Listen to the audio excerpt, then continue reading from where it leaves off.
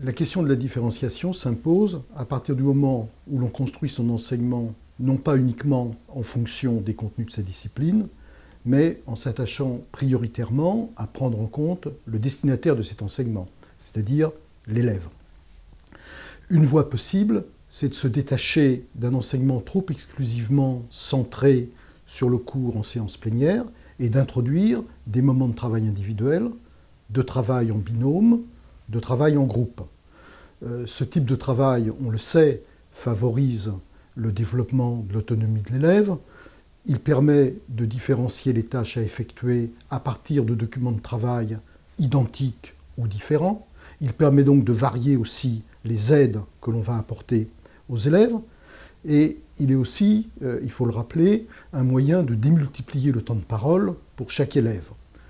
Enfin, il permet aux professeurs d'observer les élèves, de repérer leurs difficultés et de leur apporter éventuellement les aides dont ils ont besoin, en se consacrant en particulier aux élèves qui en ont le plus besoin. Cette forme de travail peut aussi tirer parti d'une utilisation des outils numériques pour s'écouter et pour s'enregistrer individuellement, par exemple.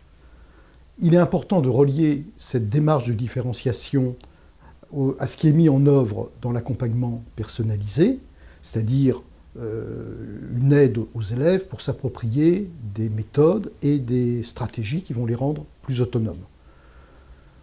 C'est dans cet esprit que dans Gutefahrt, nous avons consacré dans chaque chapitre une rubrique spécifique « Lernen zu lernen ».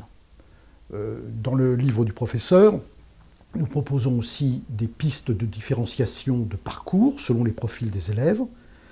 Et enfin, les pages Gruppenpuzzle dans chaque chapitre de Gutefahrt permettent aussi un travail en groupe sur des documents de nature différente en fonction des différents profils d'élèves.